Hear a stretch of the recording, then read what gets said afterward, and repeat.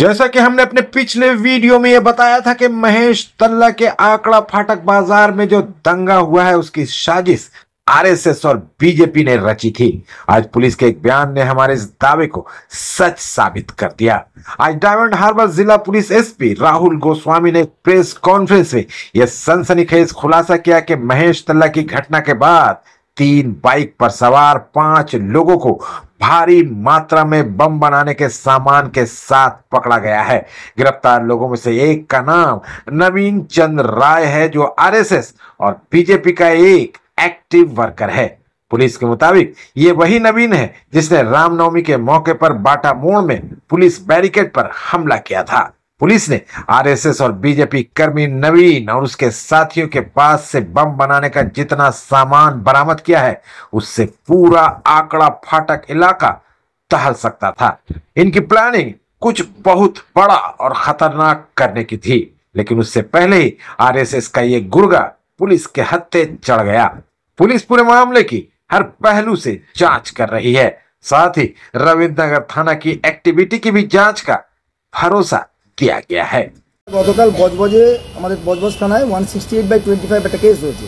কেসের বেসিসটা সেটা হচ্ছে প্রায় 9:45 নাগাদ, সন্ধ্যেবেলা 9:45 নাগাদ সোর্স ইনফরমেশন পেয়ে আমাদের বজবজ থানা কালকে প্রচুর পরিমাণে বোমের মশলা উদ্ধার করে এবং যে বোমের মশলা উদ্ধার করে তার সঙ্গে সঙ্গে যে 3টে বাইকে করে নিয়ে যাওয়া হচ্ছিল সেই 3টে বাইকও আমাদের সিজ হয়। প্রচুর পরিমাণে সোডিয়াম পাউডার, 10 কেজির উপরে অ্যালুমিনিয়াম পাউডার, ফসফরাস ডাস্ট এবং রেড সালফার এবং আয়রন ডাস্ট এগুলো আমরা উদ্ধার করি, যেগুলো কিনা বোমা তৈরির কাজে লাগে।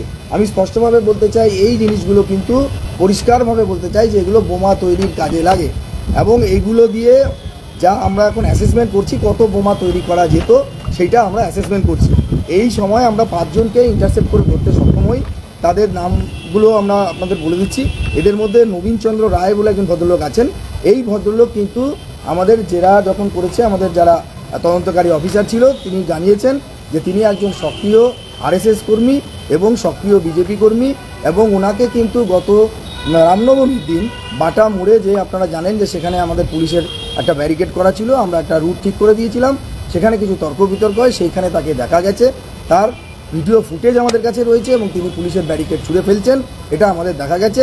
বাকি বিষয়টা নিয়ে যে কোথা থেকে ওই জিনিস এলো, কেন এটাকে আনা হলো, এই সমস্ত বিষয়টা কিন্তু খতিয়ে দেখা হচ্ছে। পুলিশ এখন চেষ্টা করছে পুলিশের কাজ করার। আমরা আপনাদের হেল্প এক্সপেক্ট করব, নিশ্চয়ই আপনারা আমাদেরকে সেই সময়টা দেবেন যে যাতে আমরা তদন্ত করে বার করতে পারি এই জায়গাটা কোন জায়গায় গিয়ে দাঁড়াচ্ছে এবং এর পিছনে কী আছে। খুব সঠিক প্রশ্ন আমার সাংবাদিক বন্ধু করেছিলেন। আমি এইটারই উত্তর দেওয়ার জন্য আপনাদের কাছ থেকে কিছু সময় প্রয়োজন আমাদের তদন্ত করার জন্য। আর কালকের ঘটনায় অলরেডি আমরা 3টে এফআইআর করেছি, 3খানা এফআইআর করেছি। আমরা এক্সপেক্ট করছি যে আরও যারা ক্ষতিগ্রস্ত হয়েছেন তারা নিশ্চয়ই এগিয়ে আসবেন, তারা এসে আমাদের কাছে এফআইআর করবেন এবং তাদের কাছ থেকে আমরা কমপ্লেনও কিছু পেয়েছি।